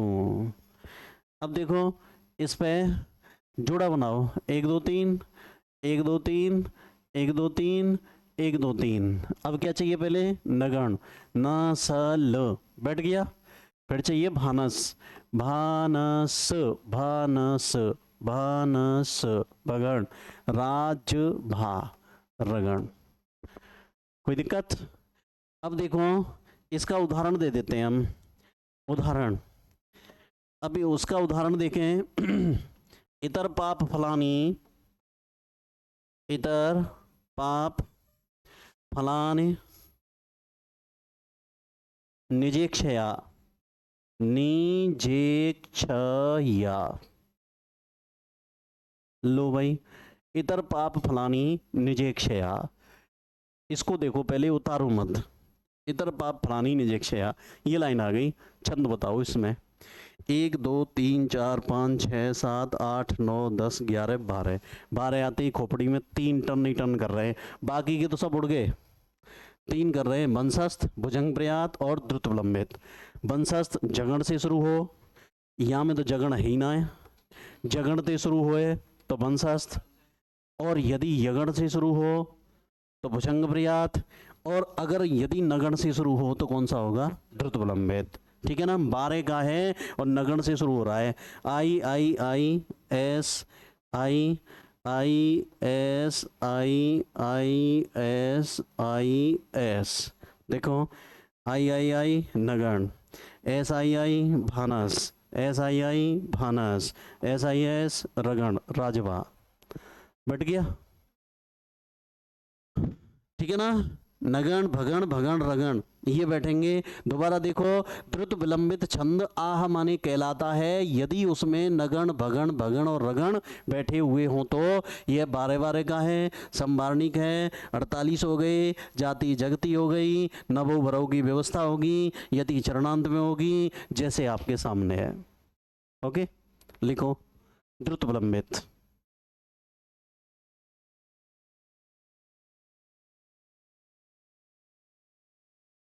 द्रुत विलंबितम आह नभो वरव। घर जाकर के लक्षणों को याद करना है, तुम्हें रटना है। चाहे रटो, नहीं रटे जाए तो ऐसा करियो, एक लक्षण याद करो, च्यवनप्राश लियो, 1 चम्मच ले, और फिर दूध पी लियो 1 गिलास, है ना? 1 गिलास दूध, 1 चम्मच च्यवनप्राश, 1 लक्षण। फिर दूसरा लक्षण आयो तो 1 गिलास दूध, 1 चम्मच च्यवनप्राश। तीसरा लक्षण, बॉडी बनेगी, दिमाग विकसित होगा, सब काम होंगे। अरे बुद्धि तो बढ़ानी है। क्यों नहीं मिले? वो सब चीज मिलाई।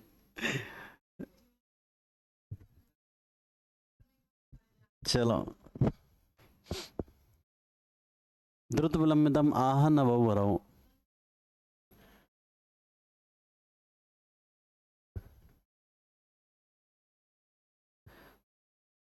सभी छंदों के लक्षण को लेकर के एक पन्ना पे लिख के और कमरा पे चिपका दो, अपने दीवार पे सामने। देखो, जब वही 2 बार 4 बार देखेंगे तो याद आ जाएंगे।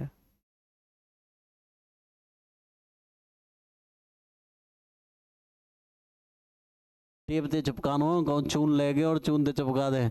जब छुड़ाएंगे, जब गांठ को पेंट छूटा वो पिताजी कर देंगे दुरुस्त में। होते गजू छोरे चून की गोली बनाई और नुक करके और ठोक दिया। ले,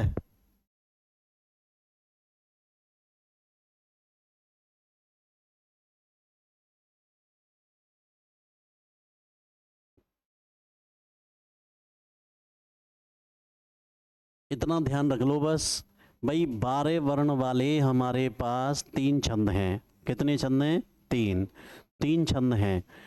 यदि वह, देखो, जगण से शुरू हो रहा है, 12 का है, तो हो जाएगा वंशस्थ। ठीक है ना?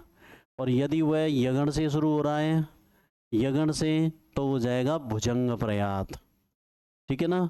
और 12 का है, और यदि नगण से शुरुआत हो रही है उसकी, तो हो जाएगा आपका द्रुत विलंबित। ठीक है ना? ये ध्यान रख लेना। 12 का है जगण से वंशस्थ, यगण से भुजंग प्रयात, नगण से द्रुत विलंबित।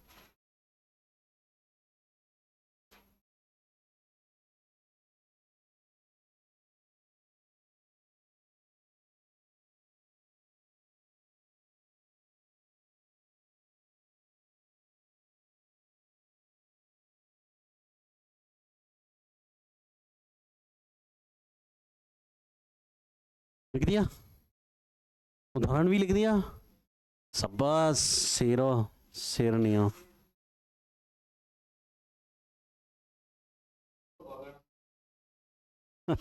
मैं समझ गया क्या कहना चाह रहा है। देखो, ना से एन, भा से बी, भा से बी, रा से R, N B B R, यानी 1 नगण होगा, 2 भगड़ होंगे, 1 रगड़ होगा। मैं एक बैच में पढ़ा रहा था, है ना। एक बैच में पढ़ा रहा तो वहाँ मैंने बोला एकदम अचानक पढ़ाते पढ़ाते, हाँ भाई द्रुत विलंबित छंद याद रखो, नरेंद्र की राजेंद्र की बीवी पास पास बैठी हैं, है ना। तो बन गई, भरे हुए बैच में बच्चे ने कहा गलत। मैंने यार मैं दो दो तीन तीन को देखूं यार मैंने गलत क्या पढ़ाया है, वैसे तो सही है ना। बन गई नरेंद्र राजेंद्र नहीं है ये, उसको पता है मेरे गुरुजी एन डी शास्त्री हैं, तो बन गई एन डी शास्त्री और राम कुमार शास्त्री की बीवी पास पास बैठी हैं, बन गई। अब सही है ना। चलो भाई अब सही है। नवो भरऊ, नवो भरऊ याद रख लेंगे, नगण भगण भगण रगण एन बी बी आर, ठीक है। चलिए, और वैसे अगर इसमें आप समास ढूंढोगे ना नभऊ, तो कौन सा होगा?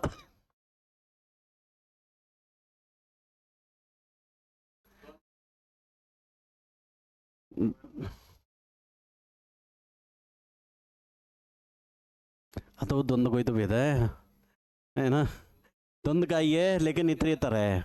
नश्च भश्च नभऊ भश्च रश्च भरऊ, है ना।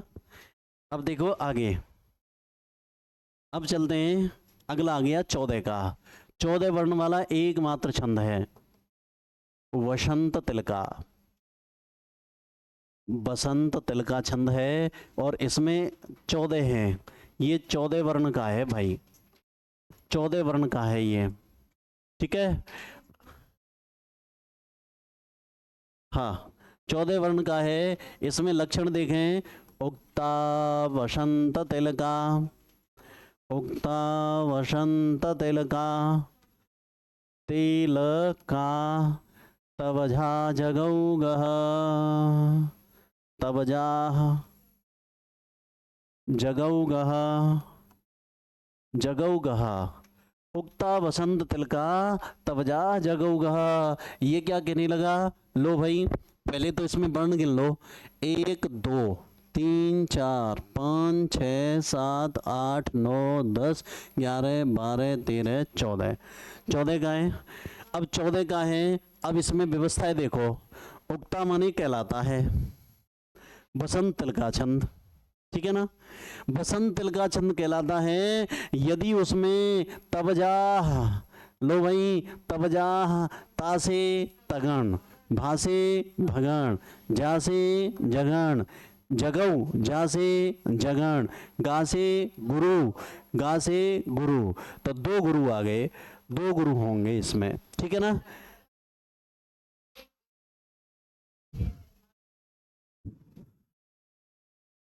देखो इतोय एक वचन, जश्च गश्च ई एगो तुम्हारो इतरेतर द्वंद्व समास जगऊ, और ई एगो आपको इतरेतर द्वंद्व समास। इतरेतर क्या कहता है? जितने आदमी होंगे उतना वचन लगाएंगे लास्ट में। राम लक्ष्मण भरत शत्रुघ्नाः, रामः च लक्ष्मणः च रामः च भरतः च लक्ष्मणः च शत्रुघ्नः च, राम भरत लक्ष्मण शत्रुघ्नाः। तो अंतिम पद के हिसाब से जितने आदमी हैं उतना वचन लगाएंगे। अब यहाँ त भ ज 3 आदमी हैं, तो रामः रामो रामाः, जह जऊ जाह, लग गया। अब यहाँ देखो तासे तगण, भासे भगण, जासे जगण, अब यहाँ देखो जगऊ, जा से जगण और गा से गुरु, और फिर गा दे दिया तो गा से गुरु, तो गुरु कितने आ गए हमारे पास? 2। तो अब यहाँ व्यवस्था कैसे बैठेगी? 4 गण हो गए, 1 2 3 4, 4 तिया 12, 2 गुरु हो गए, 12 और 2 14, व्यवस्था 14 की होनी चाहिए। ऊपर बता दी, सा पूरी स्टैटिक्स बता दी इसने एक ही लाइन ने, कि मेरे में 14 होंगे, 4 गण होंगे, टीवी जी के गई है, देखो ता से, एक गण में कै वर्ण होते हैं? जब गण 4 हो गए तो एक एक वर्ण, एक गण में 3 3 वर्ण हो गए, तो 4 दिया 12, और 2 गुरु हो गए, 12 और 2 14।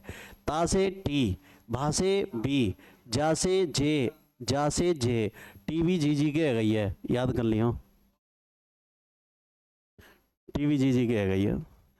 अब देखो, अब यहां गण व्यवस्था कैसे याद करेंगे? देखो ओक्ता बसंत तिलका तब जा जगऊंगा। अब देखो 1 2 3 1 2 3 1 2 3 1 2 3, ठीक है।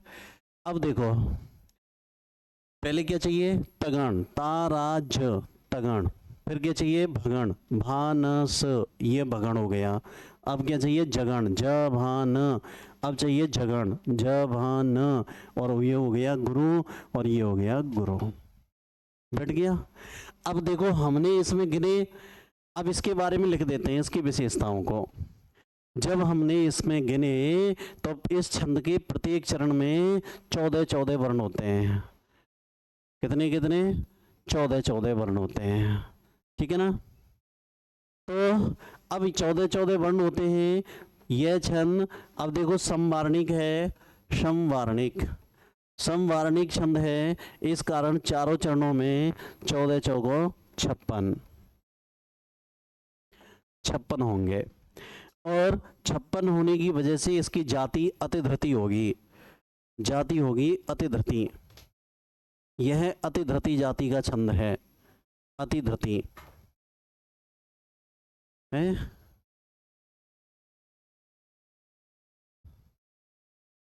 एक सेकेंड रुक जाओ, भी देख लूंगा। अतिधृति। और बात करें इस छंद के प्रत्येक चरण में क्रमशः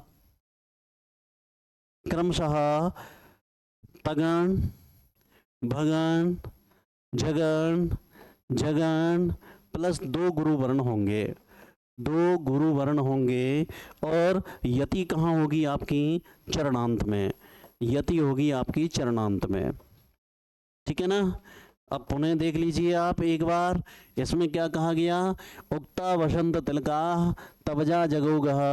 अरे भाई बसंत तिलका छंद कहलाता है यदि उसमें तगण, भगण, जगण, जगण और 2 गुरु वर्ण हो तो वह छंद वसंत तिलका कहलाता है। इसमें भाई प्रत्येक चरण में 14 वर्ण होते हैं, 14 वर्ण होते हैं। यह छंद आपका समवार्णिक है, समवार्णिक।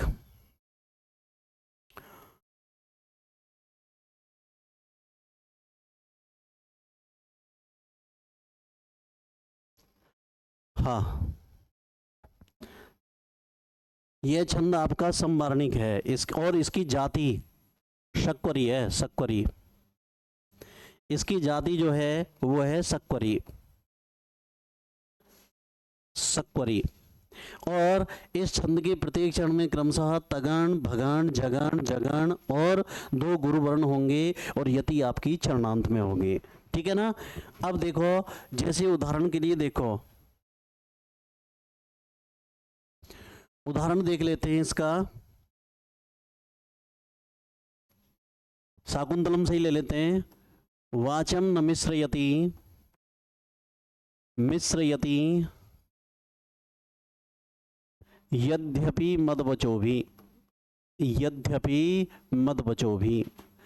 राजा दुष्यंत याद कर रहा है शकुंतला मिलन की सारी बातों को। लो भाई, इसने कहा वाचम न मिश्रयति यद्यपि मदवचो भी। इतनी संस्कारी महिला थी, ऐसी नहीं थी सोनम फोनम है गाय। चल रही है ना ये आजकल। पुरुष तो ये समझ लो ऐसे है कागज की पुरिया, कोई तो इन्हें ड्राम में भर दे है ना, कोई कहूँ फूक आवे, कोई काट के फ्रिजम धर दे बेचारे। यहाँ से आगे पहले तो चलता था हम 2 हमारे 10 11, पहले ऐसा चलता था हम 2 हमारे 10 11, फिर एगो हम 2 हमारे 2। अब यहाँ से आगे आएगा हम 1 हमारा कोई नहीं, है ना। ब्याह ही नहीं करेंगे, छोड़ देंगे। जब नीले ड्राम, सीमेंटो कट्टा और ये आएंगे ना, ये छोड़ देंगे सब। हम 1 हमारा कोई नहीं, है ना। ये सिस्टम रहेगा।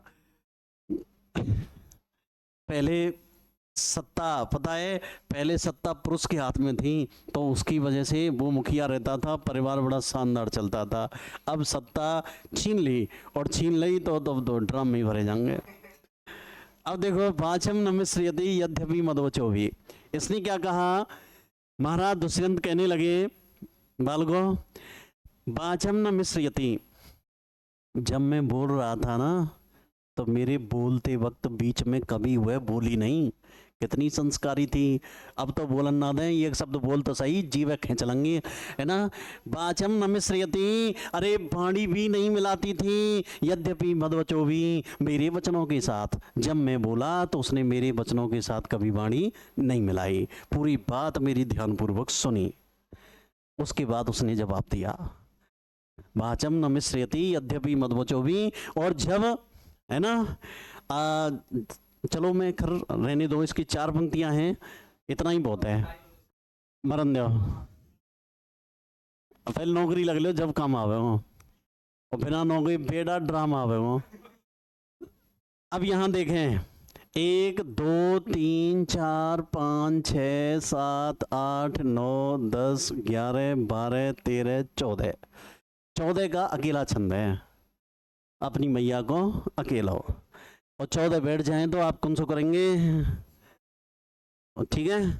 लेकिन फिर भी गड़चन तो लगा ही लो, गड़चन लगा देते हैं इस पे, वाचम न मिश्र यति यद्यपि मद वचो भी, 3 3 का जोड़ा बनाओ। देखो, उक्ता बसंत तिलका तबजा जगोगा, तबजा, तासे तगन ताराज, भासे भानस, जासे जवान, जासे जवान, गासे गुरु और गासे गुरु।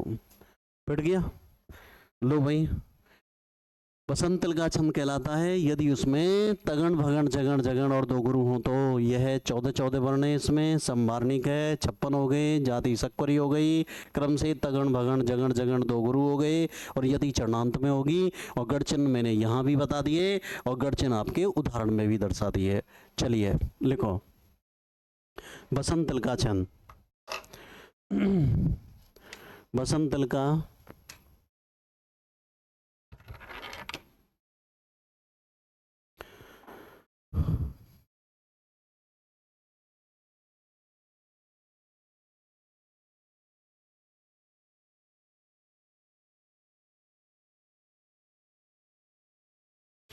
लिखो, लिख दिया,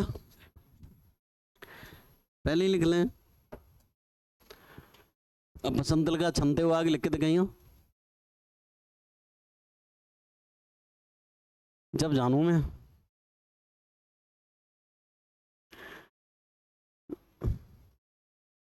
लिख दो इसको।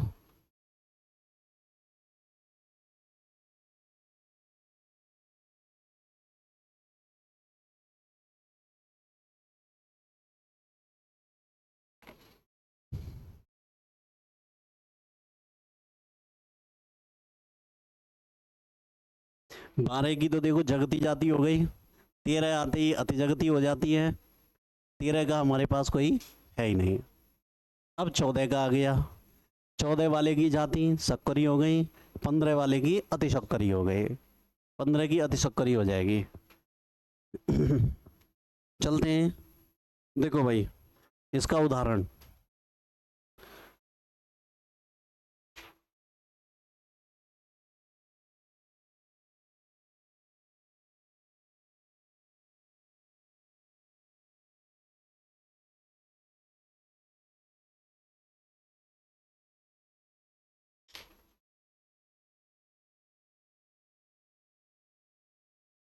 वाचम न मिश्रयति यद्यपि मदवचो भी।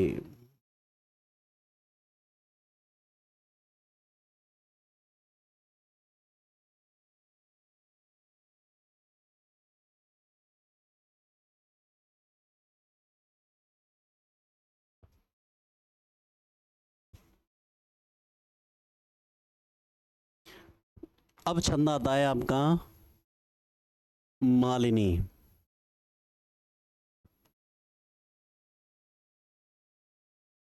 मालिनी, मालिनी छंद है। इसका लक्षण क्या कहता है भाइयों, देखो इसका लक्षण है न, ये 15 का है पहली बात। अब 15 कैसे बैठेंगे कि नहीं बैठेंगे वो देखते हैं अभी हम। न न म य युतेयम, एक वो अक्षर मिस नहीं होना चाहिए। न न म य युतेयम मालिनी भोग लोकई। यहाँ से अब यति स्टार्ट हो गई 15 से, भोग लोकई, ठीक है ना। अब यति और याद करनी है, एक पॉइंट इसका और बढ़ गया अब।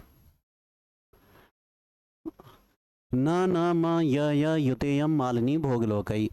इसने क्या कहा, देखो मालिनी छंद कहलाता है, और कौन सा छंद होगा जो मालिनी कहलाएगा, जिसमें भोग, भोग माने 8 और लोक माने 7, 8 7 पे यति होगी।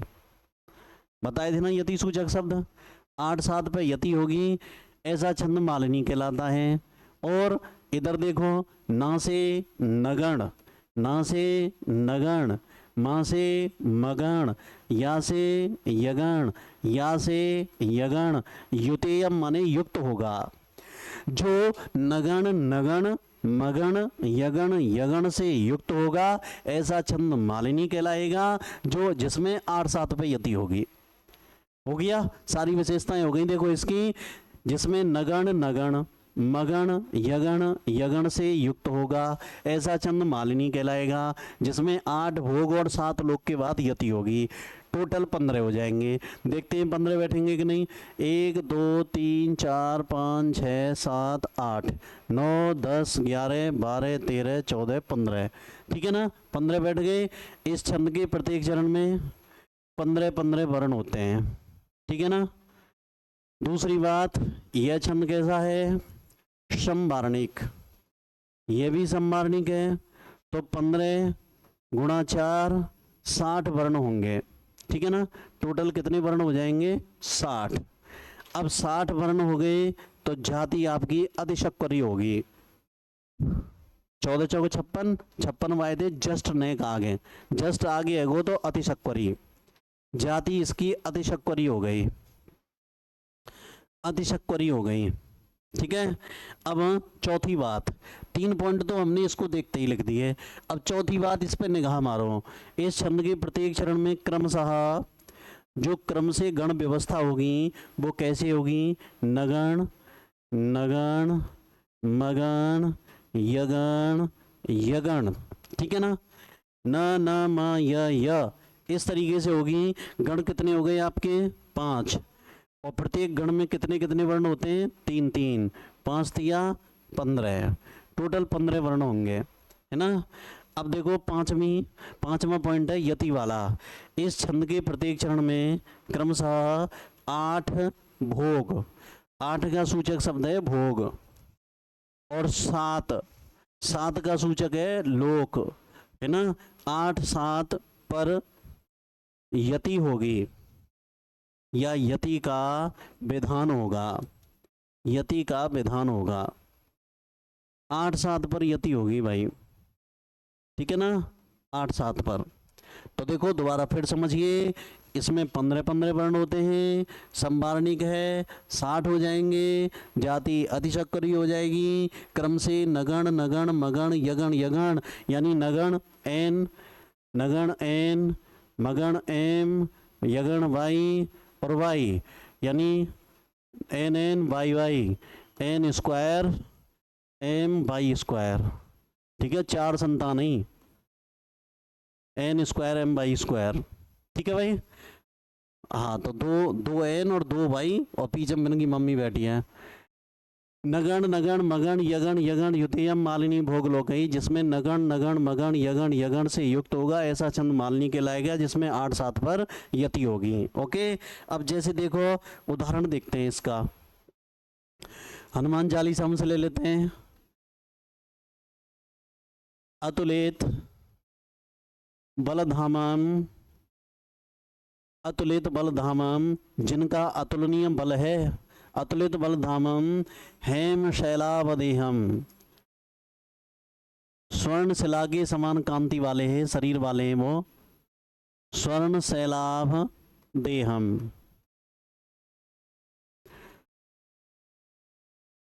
लो भाई, अतुलितबलधामं हेमशैलावदेहम्। आगे आता है धनुजवन कृशानं ज्ञानिनाम अग्रगण्यम सकल गुण निधानम भानराणामधीशम रघुपतवरदूतम बातजातम नमामि। तो देखो यहाँ पे 1 2 3 4 5 6 7 8 9 10 11 12 13 14 15 15 बैठेंगे तो मान ली। अकेलो ही छंदे अपनी मैया को, अकेलो छोड़ा है 15 बैठ के मान ली, ठीक है ना। लेकिन फिर भी गण व्यवस्था तो देख ही लो, ठीक है ना। देखो अतुलित बल धामम हेम शैलाभ देहम। देखिए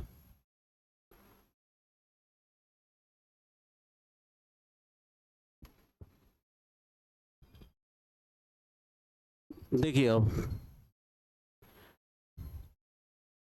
अब यहाँ 3 दिन का जोड़ा बनाते हैं, 1 2 3 1 2 3 1 2 3 1 2 3 1 2 3 बन गया। अब देखो पहला नगण न स ल, फिर दूसरा भी नगण न स ल, तीसरा आएगा इसकी मम्मी है, दोनों की है मगण माता रा, अब 2 छोरी हैं यगण य माता य माता, नगण नगण मगण यगण यगण, ठीक है ना। आया समझ में? लो भाई दोबारा फिर समझिए, जिसमें नगण नगण मगण यगण यगण से युक्त हो वह मालिनी कहलाएगा। 8 7 पे यति होगी, 15 15 वर्ण होंगे, संवारणिक है 60 होंगे, जाति यति शक्कर होगी, 8 7 पर यति होगी। आगे उदाहरण दे रखा है, लिखिए मालिनी न न म य युतेयम मालिनी भोगलोकई। समझ में तो आ रहे होंगे।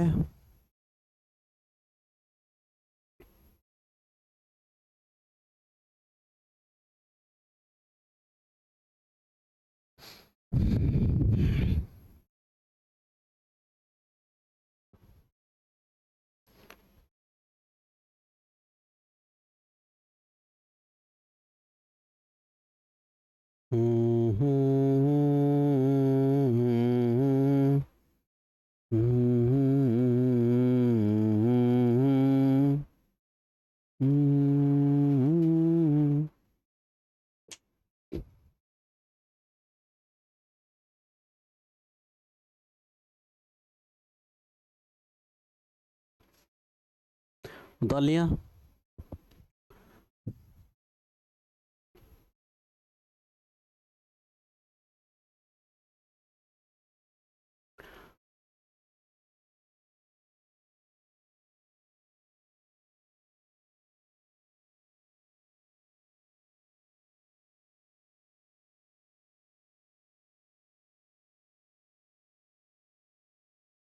लिखे तो कहना पड़े कि बुक सेंटर वाले नहीं दुकान भरी डरियां लिखी लिखाई।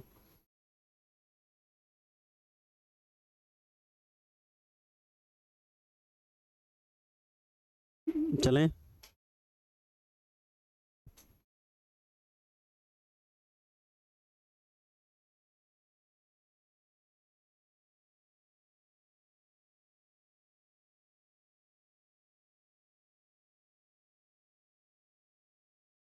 चलो भाई उदाहरण लिख दो।